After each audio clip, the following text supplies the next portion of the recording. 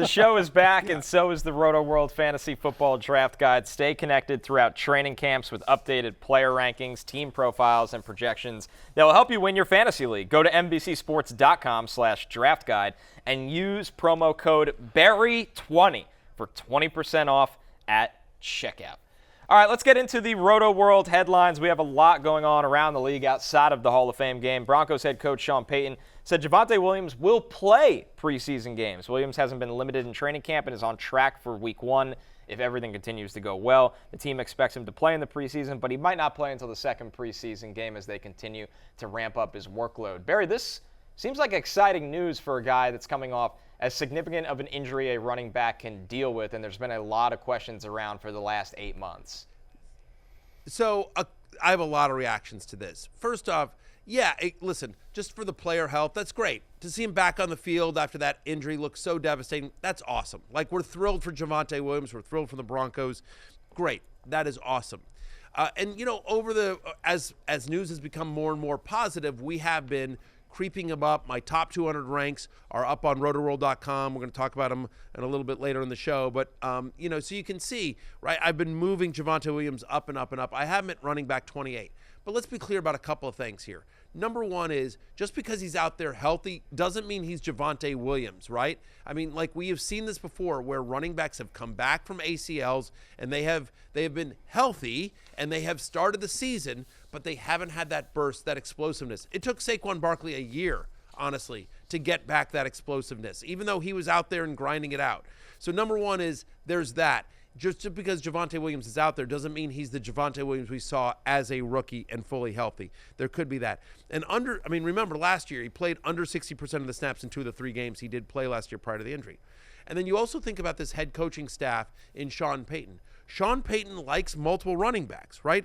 5 of his final 6 seasons in New Orleans. 5 of his final 6 seasons in New Orleans, Sean Payton gave at least 150 touches to multiple running backs. One of the reasons why Samaje Perine signed in Denver is because Sean Payton talked to him about, I'm going to use multiple backs. I'm going to use multiple guys. Come here, because Cincinnati wanted to keep him. Perine played well last year and had suitors, and he went to Denver because Sean Payton convinced him, you're going to have a role. You're going to have a significant role on this team. And so I'm not saying you draft Perine ahead of Javonte Williams, but I will say as the drumbeat continues for positive news on Javonte Williams, I think Williams' ADP will rise. Perine's ADP will lower. Perine's currently my running back 33. So again, think about that. I have Williams at 28 and Perine at 33. I am really close. And I think by the time drafts are really happening, that gap in terms of ADP will be significant. I'm not going to move my rankings that much between those two guys, but I think Perine is actually going to be the better value because people are going to be so, Javonte's back, and they're forgetting Perine. Perine's going to have a role regardless. And again, I'm not convinced Javonte Williams is going to be Javonte Williams that we saw last year pre-injury. It takes a while to come back from an ACL. Yeah, I think coaches just seem to love Samaje Perine. Like, Zach Taylor literally gave him the ball with the Super Bowl on the line for better or worse.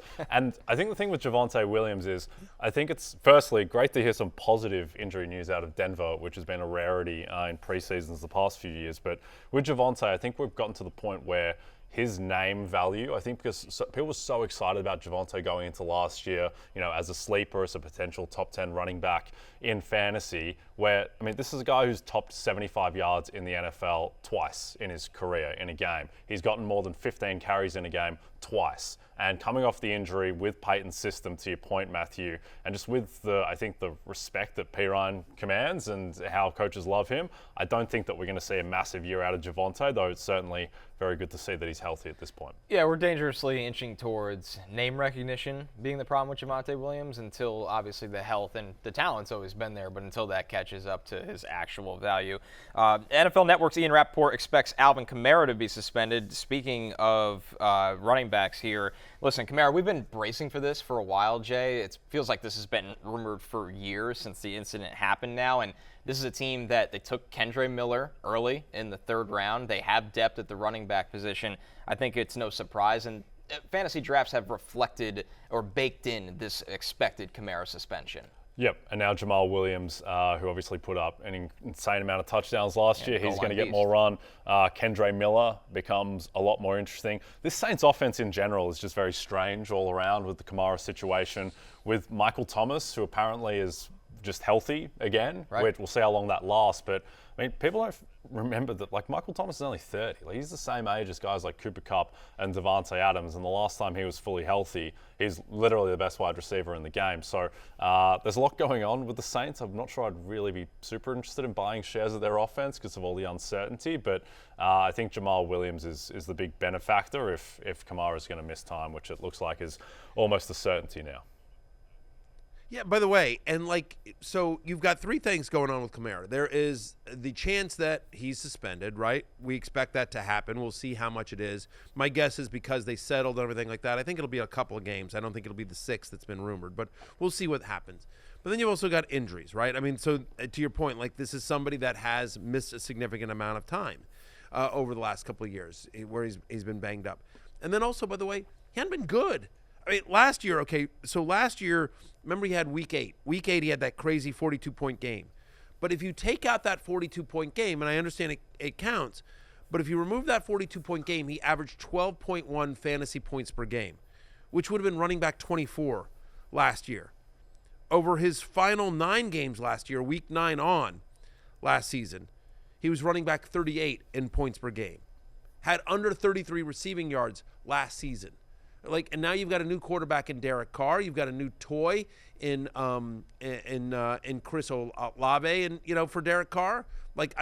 You said you didn't want to invest in the Saints offense. I get that. Other than Chris Olave, I think Chris Olave is going to have a monster year this season. But to your point, Jay, about Jamal Williams, I think Jamal Williams was good last year, and I get it. It was a lot of bunny touchdowns that he sort of got gimmies there, but there's a non-zero chance Jamal Williams finishes as a top 20 fantasy running back this year just because of Kamara's potential suspension.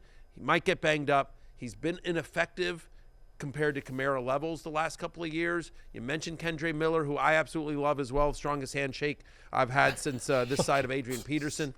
Just an unbelievable handshake. So, I have Kamara at running back 32, which is kind of crazy to think about. But, he's a running back 4 for me this year. A lot to unpack with the Saints backfield, and that will continue on. Over in Bucs camp, ESPN's Jeremy Fowler reports that their coaching staff sees star potential in Rachaad White. Jay, we've spent many weeks, it feels like, talking about Rachaad White.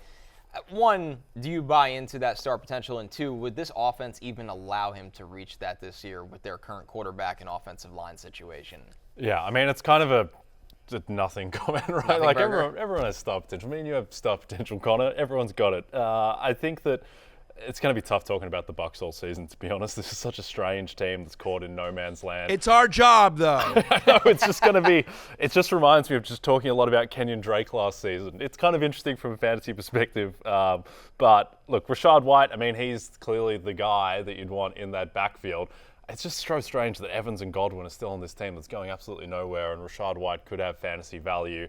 But yeah, I mean, he's going to have a chance to realize that potential because they don't have a ton else going on. But yeah, I wouldn't read too much. I'm still scarred just from the Romeo Dobbs experience last preseason, where I'm sure there were comments about Romeo Dobbs' star potential. I completely talked myself into him being the Davante Adams replacement, and then it just never happened or came close to happening. So you've got to take these preseason comments and also preseason clips against air with a little bit of a grain of salt, I think. Yeah, I mean, superstar might be a bit strong, but again, volume is king when it comes to fantasy football and running backs especially. And last year, there were 5 different games where he got at least 15 touches. And in those games, he averaged 13.6 fantasy points per game. That is usable. And to your point about, I mean, you look around at the depth chart, Chase Edmonds is there, Keyshawn Vaughn is there. They were rumored to be in the Dalvin Cook sweepstakes at some point, but I don't think Dalvin wasn't going to go to a bad team unless he really got paid, and they weren't going to pay him, so that wasn't going to happen. Maybe they wind up with a Kareem Hunt or something like that. But right now, it just seems like look, in the land of the blind, the one-eyed king is man. The one-eyed man is king. One-Eyed King is, man. Good Lord. It's early here. It's early here. Season of look, sayings messed up. Sorry about that. Yeah. But what I would say is, look, Rachaad, I have Rachaad White at running back 26. I think that's about right. I think he's a high upside flex this year. I think the volume is going to be there. And whether it's Baker Mayfield or Kyle Trask under center, you could see them kind of, trying to get him more involved in the passing game, and trying to dump off a little bit. I do know this. The two things I do know. I do know that Todd Bowles, I've talked to some team sources, Todd Bowles wants to run this year. Todd Bowles, now that Brady isn't there, Todd Bowles, the way he wants to coach is exactly the way you think. I'm going to play really good defense, and I'm going to run the ball, and I'm going to try to win games 17-14, 21-17. He's going to try to grind them out because he knows, quarterback is an issue, and, there's not a lot of depth in the running back room. But I think massive volume could be coming for Rachaad White. Remember, Leonard Fournette, him leaving, there's over 260 touches available from last year up for grabs in this offense. Yeah. Still scarred from that one-eyed kingdom, man blind thing, whatever, Matthew. But I think the thing with Rachaad White, the concern would be, firstly, just the offensive line is not what it was, when they were winning the Super Bowl. Correct. Last year it was really banged up. It still hasn't really been fixed, I don't think. And last year, despite having Tom Brady as his quarterback, there was only one game where Rachaad White got to 5 yards per carry, which just seems like, he had games with 3-5 carries just by chance. You would have thought that he would have had more. I think the real inflection point, or what is going to be key to Rachaad White's value, is what he can add as a receiver. Because there were a couple games last year where he had 8-9 targets out of the backfield. If that becomes more consistent, then he's got much easier path to fantasy value that isn't as dependent on being efficient on the ground, which I think he's going to have a hard time doing. In one of the more mysterious running back situations of the summer, Ravens head coach John Harbaugh said he's unsure of when J.K. Dobbins will return. Dobbins was a surprise candidate for the PUP list to start training camp. His absence appears, though, to be more related to contract rather than injury. Dobbins is reportedly currently at the team facility, but has not been practicing, Jay. This one, we've talked a lot about this already, right? Where, Barry had a really good point where there's a lot of running backs that they're up to be paid, they're due to be paid. We haven't really seen enough from J.K. Dobbins where you would think this is the time. And for a Ravens team, it doesn't feel like this is one that they would fold on, considering all the talent they've added at wide receiver. They've added a pass-happy offensive coordinator in Todd Monken. They've got Lamar Jackson happy. They have no problem rotating their backs. The Gus bus will keep on rolling, and Gus Edwards. I don't think anybody can really figure this situation out, and I bet Harbaugh feels the same way. Yeah, I think the Patriots have kind of become the poster boy for just messes of running back situations for fantasy over the past decade, but I think the Ravens are in that discussion as well. When's the last time they had a running back that you felt great about from a fantasy perspective? Really, Ray Rice? I was just going to say, I know the name. It's Ray Rice. Yeah. And so there's just always a lot of Justice Hill or Kenyon Drake last year swirling around this team. Matthew, of this, if Dobbins is not there to start the season, between Edwards, Hill, Gordon, who are you most excited about? Yeah, excited is a word that I would not use here. Who am I most tolerable? Who do I tolerate the most? Honestly, I'm going to say Melvin Gordon, just because Melvin Gordon's actually a decent pass catcher. I think this becomes a wide open offense. I think Todd Monken getting in there with OBJ, with Zay Flowers, with Mark Andrews, with Rashad Bateman. We're going to talk about Bateman here in a second. I think it's going to be a much more wide open, pass happy offense. Obviously, the running back, and I'm using air quotes here for people listening, but the running back that you like the most on the Ravens is Lamar Jackson, right? That's the guy that's going to be the most effective runner on that team. But if I have to pick one of the running backs, I think Melvin Gordon, who again can play on all three downs, versus Gus Edwards, who is just a north-south runner and is a nothing in the passing game. I think Melvin Gordon. And to your point, again, if ever there was a team not to hold out on and be like, hey, you got to pay me, it's the Ravens. The Ravens have gotten production over the last couple of years from Kenyon Drake off of his couch, from Latavius Murray off of his couch, from Devontae Freeman off of his couch. They have signed kind of these street free agents and gotten production from them in an offense that, wasn't as high-flying as what we expect Monken's offense to be. And so, especially when you think about, to the point that, hey, Zeke hasn't found a home yet. Kareem Hunt, Leonard Fournette, None of them have found a home yet. Neither is Dalvin Cook. Like, I don't know, J.K. Dobbins. Like to me, you have no leverage here. So I am at running back 27. We're just sort of waiting and seeing. I think eventually Dobbins is going to come to his senses and show up. But again, one of the things, and we're going to talk about this with Bateman here, so I'll just sort of switch over to Rachaad Bateman too. They're installing a new offense. They're installing a new, they've got a new offense coordinator. And I talk about this all the time in fantasy football.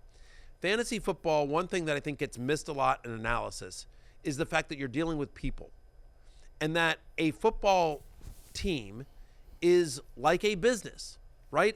There are politics and humans involved and everything like that. And just like sometimes, I have a buddy that was fired this offseason. He was fired a couple of months ago.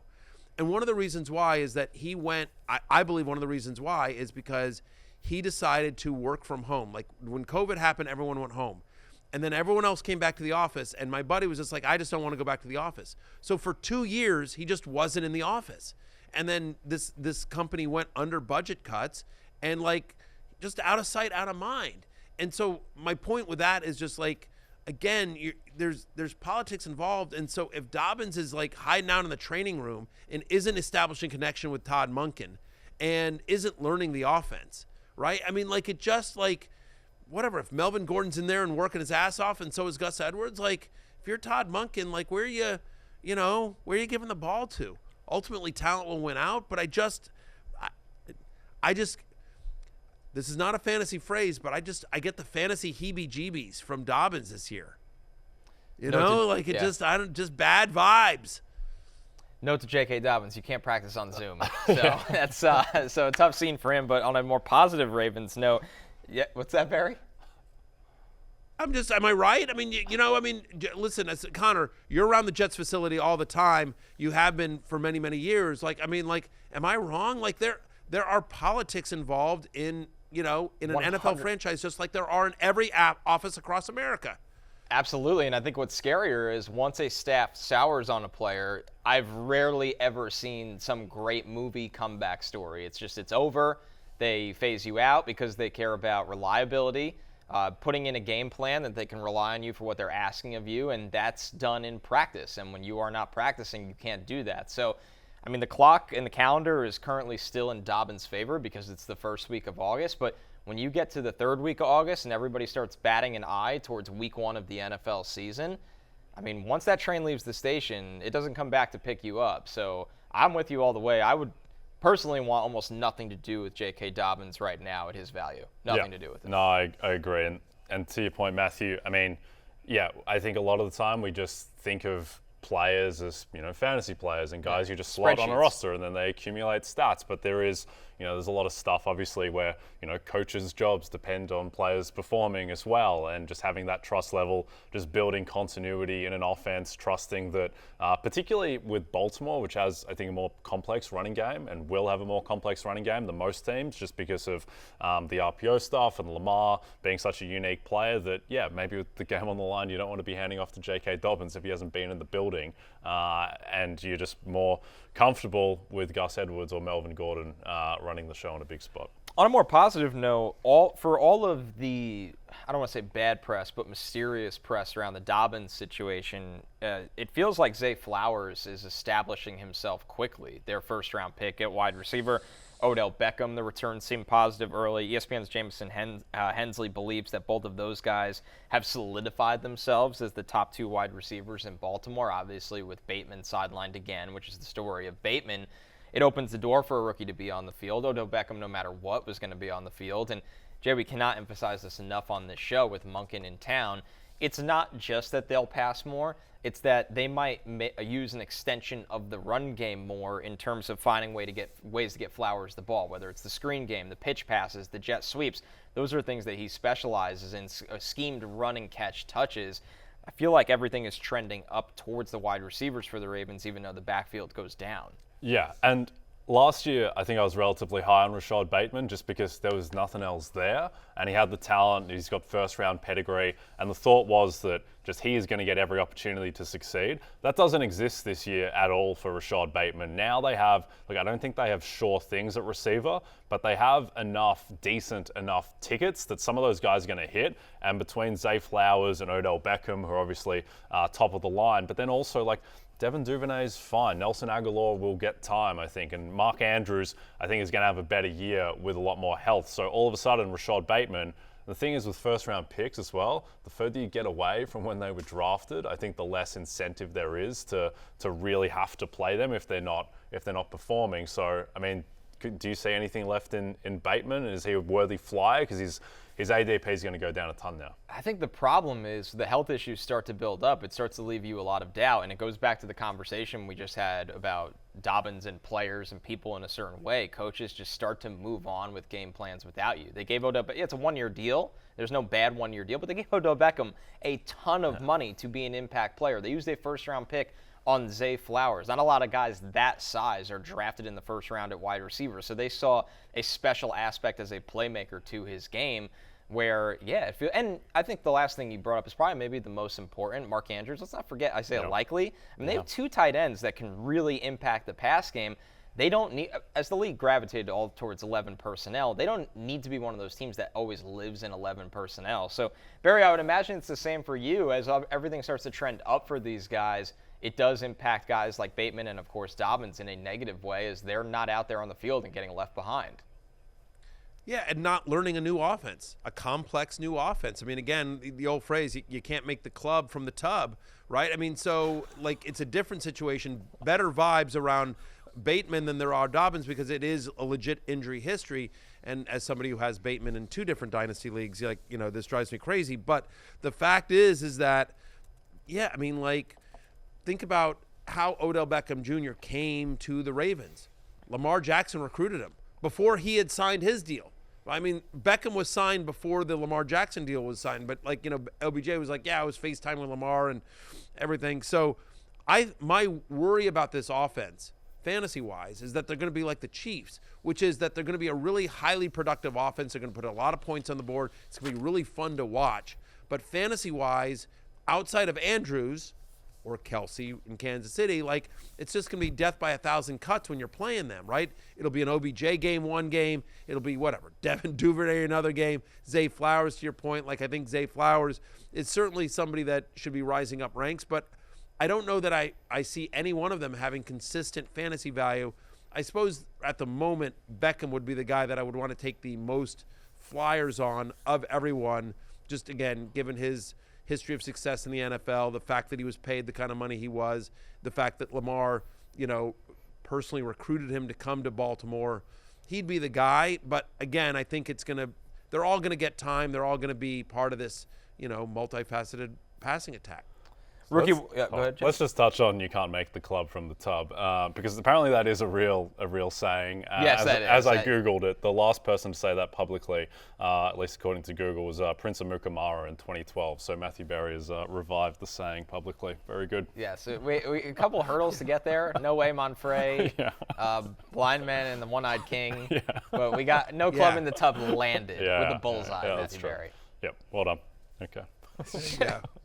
The praise for rookie wide receivers flying around the league right now, and there's none higher than what Jackson Smith-Njigba has gotten over in Seattle. Seahawks coach Pete Carroll has praised his initial play in training camp. ESPN's Dan Graziano called Smith-Njigba the star of their training camp so far. So as they continue to wait for, Zach Charbonnet to get fully healthy, and that's trending the right way, there's been no disappointment or letdown for the start for Jackson Smith-Njigba, a guy that basically missed all of his last college season dealing with hamstring injuries at Ohio State. There was some concern around there, but you look what he was able to do 2 years ago when he was playing with Garrett Wilson and Chris Olave. He was a monster, and he's just off to a roaring start in Seattle here as their number 3 wide receiver, Jay. I mean, yes, they have DK Metcalf and Tyler Lockett, but that slot spot for him is something he should be able to absolutely eat with Geno Smith throwing him the ball. Yeah, and I think we know that Jason is good and is going to be good, but it's just a matter of what his statistical ceiling is, where he's the guy behind Lockett and Metcalf. Also, I think there's the perception that, Pete Carroll loves to run the ball, and I think a lot of that was, 3-4 years ago when it's Russ Wilson and so much their offense was run, pass, Maybe they run, didn't pass. trust Russ. Well, yeah, maybe they didn't trust Russ because last year they actually passed the ball at an above average rate. So I think coming off the year that Geno had as well, also now with the uncertainty that they have at running back from a health perspective, I do think this team will throw a lot. It's just a matter of, how much JSN how many targets he can get next to Lockett and Metcalf, who was so established. Well, okay, first off, a couple of things here. Number one is ignore anything Pete Carroll says. Don't ever, Pete Carroll saying like he's just blah, blah, blah, whatever. Dan Graziano knows his stuff, though. Dan Graziano is a fantasy player. He's a friend of mine. He used to come on my show back when I was at ESPN. Dan Graziano understands what he's talking about. And so when Dan Graziano says JSN's the star of camp, that I listen to and I take to the bank. To your point about JSN at Ohio State, Connor, he actually had more receptions and more yards than both Chris Olave and Garrett Wilson. And speaking of Garrett Wilson, I know the big concern on JSN is, yes, it's a run-first team. They have Metcalf. They have Lockett. But to your point, Jay, they threw more last year than I think people realized. And also, I was just going to say, again, I think everyone was out on Garrett Wilson last year because of the landing spot. Oh, he went to the Jets. There's too much competition. They don't have a good quarterback, right? People were out on Jahan Dotson last year. Oh, he's going to the Commanders, right? Carson Wentz and whatever, and Terry McLaurin's there, and they have Curtis Samuel. How's Dotson? And by the way, Dotson was really good when he was healthy last year. Obviously, Garrett Wilson was an absolute beast when Flacco or Mike White were under center last year. So Jackson Smith and Jigma, to me, just draft the talent. I'm at wide receiver 36. I'm at wide receiver 36. Draft the talent, and I could see him having a big second half as he gets more and more ingrained in this offense and Geno learns to lean on him more and more. Mentioned Zach Charbonnet before. He has returned to practice now on Thursday, dealing with the shoulder injury. We know Kenneth Walker. This backfield has been banged up in general. We're waiting for both Walker and Charbonnet. Charbonnet back in the fold now, though. So some positive news for a backfield that it still feels like the majority of touches will be Kenneth Walker's when he is right. But Charbonnet could have a role in the pass game, and getting him back on the field as a rookie, it's good that this didn't linger on. Yeah, particularly when you think about Kenneth Walker's injury history, not just what he's dealing with now, but he's banged up all of last summer. Yeah, missed last summer. The start of the season, he missed, and then with a different injury towards the end of the season, he was just constantly banged up. He was questionable every single day for practice, it felt like, in the last 6 weeks of the season. So, yeah, I would not be counting on Kenneth Walker to be playing 15 games, let alone 17. So if Charbonnet is healthy, and it looks like he's getting healthy, then he's a guy with a ton of upside. Barry, how about this one for you? This one was tailor-made for you. Commanders head coach Ron Rivera said, "Don't sleep on Jacoby Brissett," when asked about the team's quarterback competition. What were your thoughts on this quote? Are you hyped up for the Jacoby Brissett revival? Yeah, no, I'll tell you what my thoughts are. Ron Rivera should never be allowed to talk to the press about his quarterback. Period. Because he got into trouble last year when he threw Carson Wentz under the bus, and then he was just like, "Hey, I'm the guy that drafted Carson Wentz. I'm the guy that looked at the film and everything like that." And then, and then he went back to Heineke, and then he made the switch to Heineke, and then anyway. This is what I tweeted out, and I believe this strongly as a lifelong Commanders fan. First off, it actually doesn't even matter because we're playing with house money. Dan Snyder's gone. Josh Harris is in. All is good. We're playing with house money. But this is what I tweeted out. You see it there on your screen. Starting Brissett for any reason other than injury would be the dumbest thing ever. We need to see what Howell is for a full year. And if he's not the guy, we need to be awful and get a great pick next year in a great draft for quarterbacks. Brissett is actually solid and would get us to 500. And then draft pick 15, 16, or 17, somewhere in there, right? And so, Jacoby Brissett is an above-average, solid, professional NFL quarterback.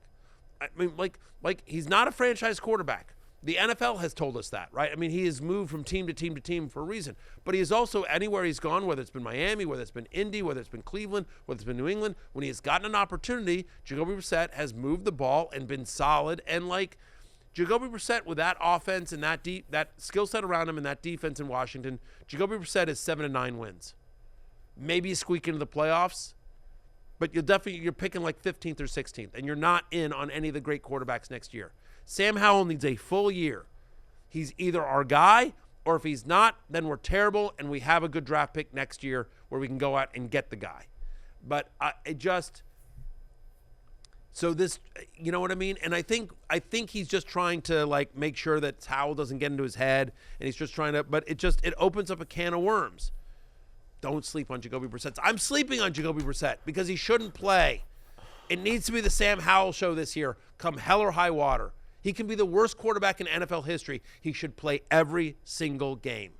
Yeah, I think one of the most underrated stories of last year was actually just exactly how good Jacoby Brissett was. I mean, look at his advanced stats, his PFF grade, everything. He's like a borderline top 10 quarterback in terms of efficiency. But to your point, Matthew, there's just no point to him being on Washington, being the starting quarterback. It doesn't achieve anything for them. Like, they should have had him last year as the guy in the Wentz-Heineke mold. But now that Sam Howell is there, you have to find out what you have with Sam Howell, because they're not winning a Super Bowl or getting to an NFC title game with Jacoby Brissett this season. So what's the point? No. You got to figure out what Howell is. I agree. In a division with Dak Prescott, Jalen Hurts, and Daniel Jones, you're not going out there with Jacoby Brissett. I'm sorry. Like, again, I like Jacoby Brissett. I agree with you, Jay. He is solid. He is fine. He's honestly too good for the job. You know what I mean? Like, anyway,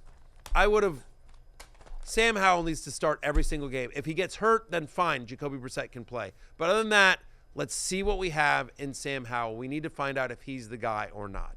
It's treading water. That's what it is with Jacoby Brissett. And with a good quarterback class 1,000%. on the horizon, like you hinted at, Barry, this is not the year to tread water.